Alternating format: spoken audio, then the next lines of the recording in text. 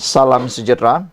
Hari ini sekali lagi tindakan kerajaan memberikan subsidi bersasar menemui jalan yang terbaik dan terbukti memberikan hasil yang baik untuk negara.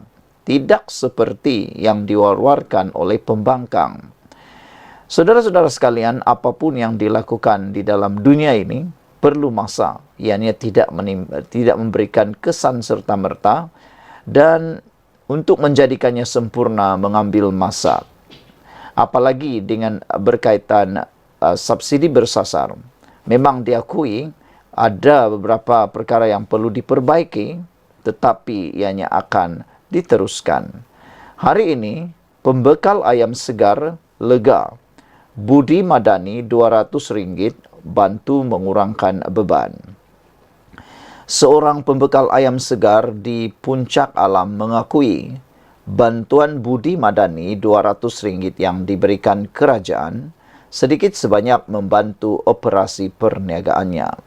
Walau ramai mengatakan jumlah tidak mencukupi, namun Saiful Ahmad memahami bantuan itu diberikan bukan untuk menampung kesemua kos bahan api, namun bagi menampung tambahan bayaran selepas penyasaran subsidi diesel dilakukan. Kata beliau, memanglah ada orang kata RM200 itu sikit.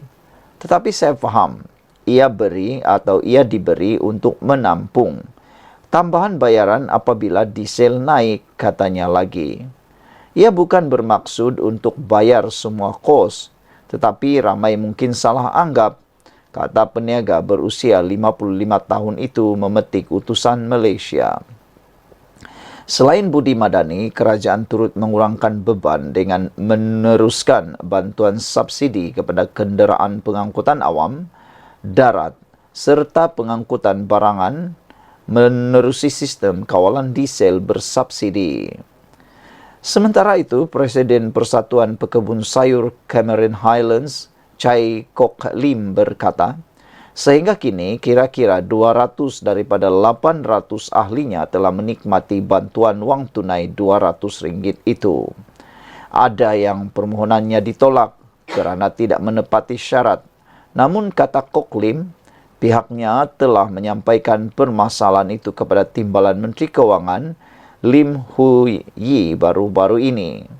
Ada ahli kami masih menunggu kelulusan. Namun ada juga ditolak kerana tidak cukup syarat kerana jualan melebihi RM300,000 seperti disyaratkan. Kami telah minta syarat dilonggarkan untuk syarikat catat jualan lebih RM1 juta.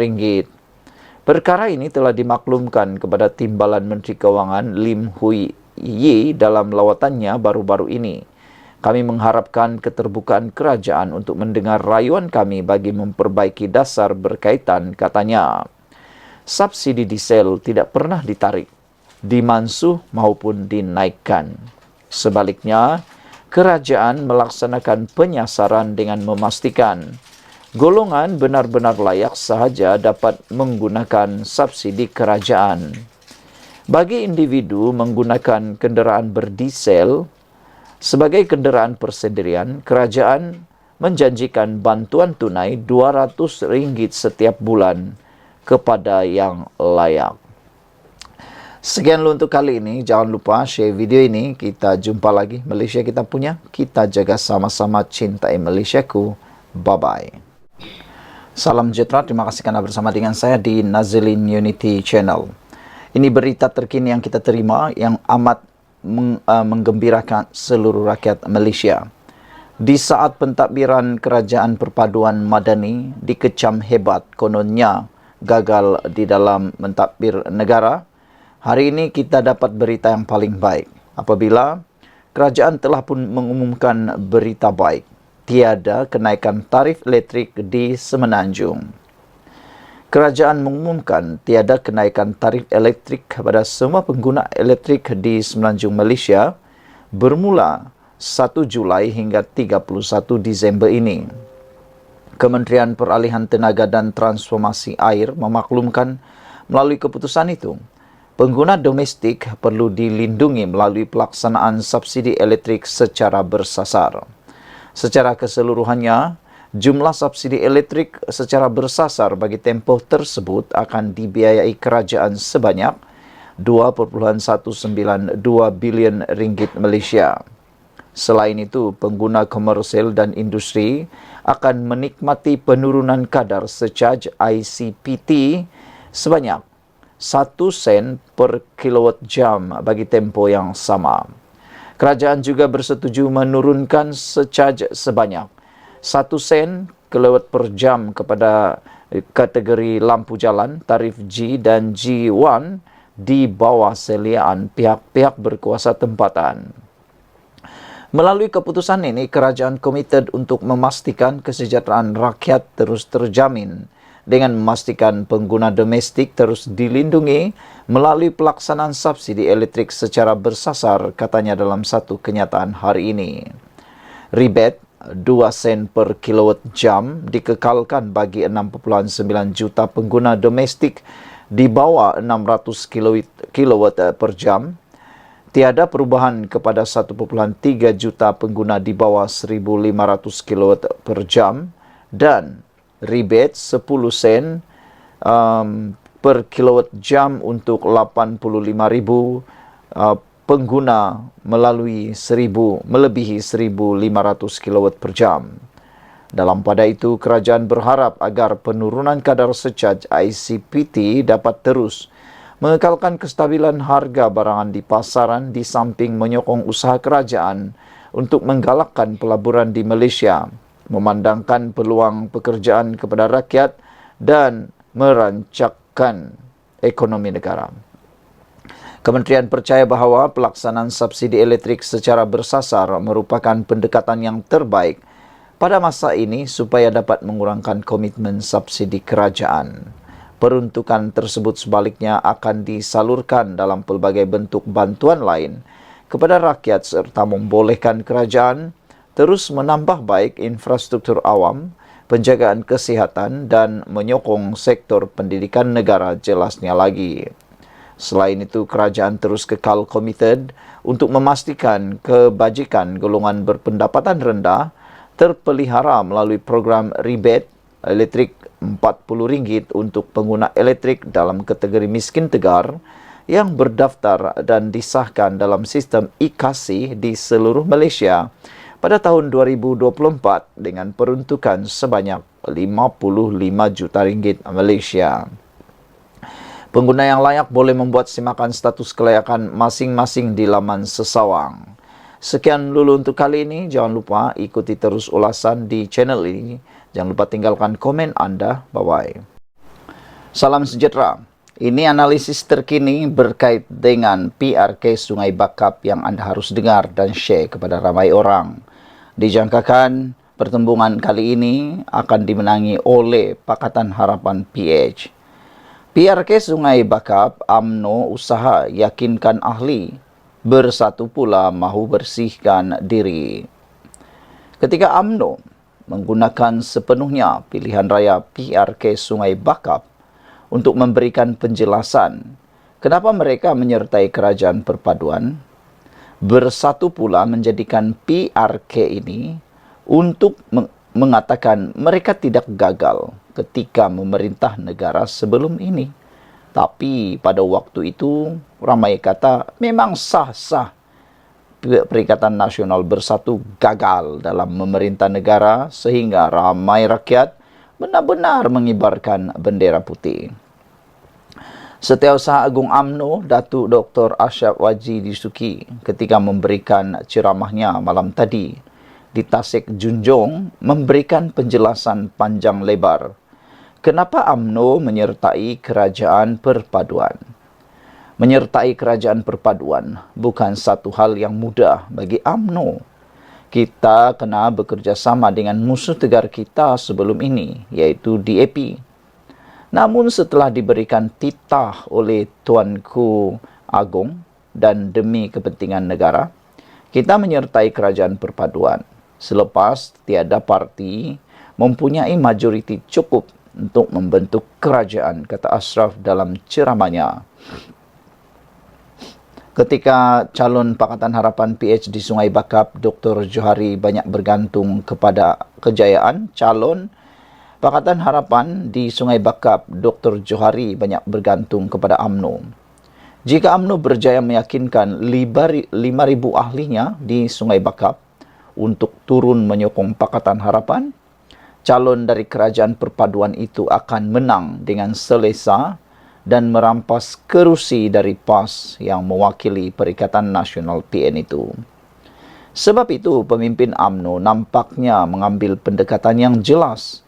Jika mereka berjaya meyakinkan ahli UMNO bahawa tindakan yang diambil oleh pemimpin mereka Tan Sri Ahmad Zahid Hamidi ketika itu betul, ketika menyertai kerajaan perpaduan, maka ahli UMNO akan menyokong mereka. Kemenangan calon PH dalam PRK ini juga akan memberikan manfaat besar kepada Zahid dalam menentukan apakah kepimpinan beliau masih relevan untuk UMNO ketika sesetengah pihak dalam parti itu mempertikaikan beliau.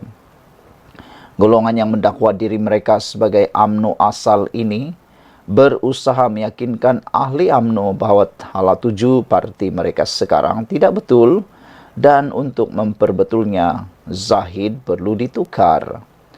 Golongan ini pula menamakan UMNO pimpinan Zahid sekarang sebagai UMDAP untuk merendahkan parti gergasi itu di kalangan ahli mereka. Ia bertujuan untuk mengatakan UMNO sekarang adalah UMNO DAP. Pada PRN Pulau Pinang Ogos tahun lalu, Nur Zamri yang dipertua PAS Nibung Tebal menewaskan calon Pakatan Harapan Nur Hidayat Chehros dengan majoriti 1,563 undi.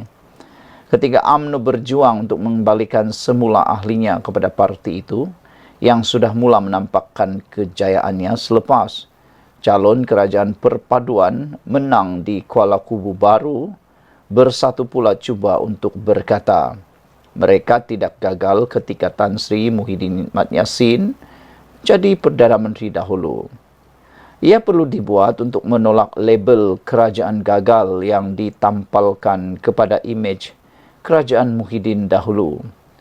Usaha ini terpaksa dibuat dengan lebih baik lagi selepas kerajaan Muhyiddin dahulu terpalit dengan pelbagai skandal jana wibawa yang benar-benar telah merosakkan nama baik parti itu. Apabila dana kerajaan digunakan untuk parti dan dana untuk Bumi Putra diberikan kepada pihak lain. Bahkan sehingga sekarang Muhyiddin gagal membawa balik menantunya yang lari ke luar negara selepas didakwa terlibat dalam pelbagai kesalahan rasuah ketika bapa mentuanya menjadi Perdana Menteri. Apa yang berlaku kepada Bersatu sudah tentu menyebabkan ramai pemimpin dan akar umbi PAS marah kerana ia telah merosakkan nama baik PAS yang selama ini sangat berbangga kononnya mereka parti yang bersih. Namun beban Bersatu sedikit sebanyak berjaya ditepis selepas anak Menteri Besar Perlis yang juga menantu Presiden PAS, Tan Sri Abdul Hadi Awang, didakwa atas kesalahan salah laku. Saya difahamkan Menteri Besar Perlis juga mempunyai kes untuk dijawab di Mahkamah Ekoran.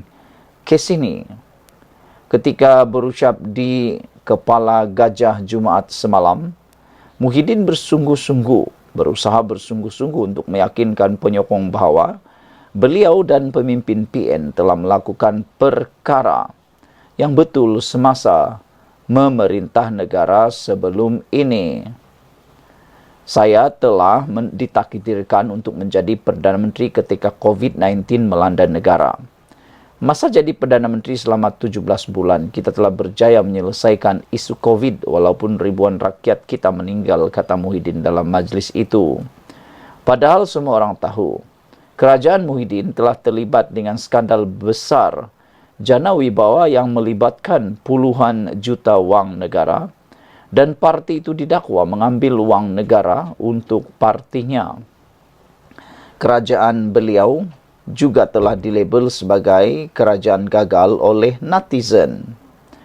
Pengerusi Perikatan Nasional PN Selangor, Datuk Seri Muhammad Azmin Ali turut mengambil kesempatan untuk turun ke Sungai Bakap semalam selepas kesipuan kerana gagal di Kuala Kubu Baharu. Padahal nama beliau tidak ada pun di dalam poster program yang diedarkan. Azmin menyerang bekas mentornya, Datuk Seri Anwar Ibrahim, dengan mendakwa kalau Perdana Menteri yang dilahirkan di Sungai Bakap gagal menyelesaikan masalah infrastruktur asas di sini, apa yang kita boleh harapkan dari beliau?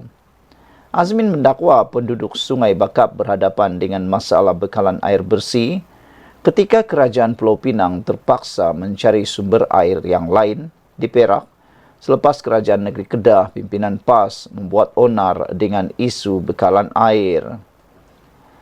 Sebagaimana di Kuala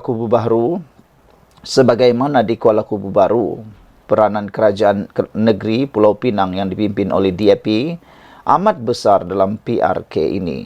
Jika Kerajaan Negeri menjalankan tugas sebagaimana Kerajaan Negeri Selangor berperanan di KKB, Cikgu Johari akan diumumkan sebagai Wakil Rakyat yang baru pada 6 Julai nanti. Dan sudah tentu, jika ia berlaku, pasukan Zaid Hamidi akan seteguh batu hitam Black Rock di dalam UMNO dan Barisan Nasional, manakala pencabar beliau hanya mampu menggigit jari. Sekian dulu untuk kali ini. Jangan lupa tinggalkan komen anda, tekan butang subscribe. Bye-bye.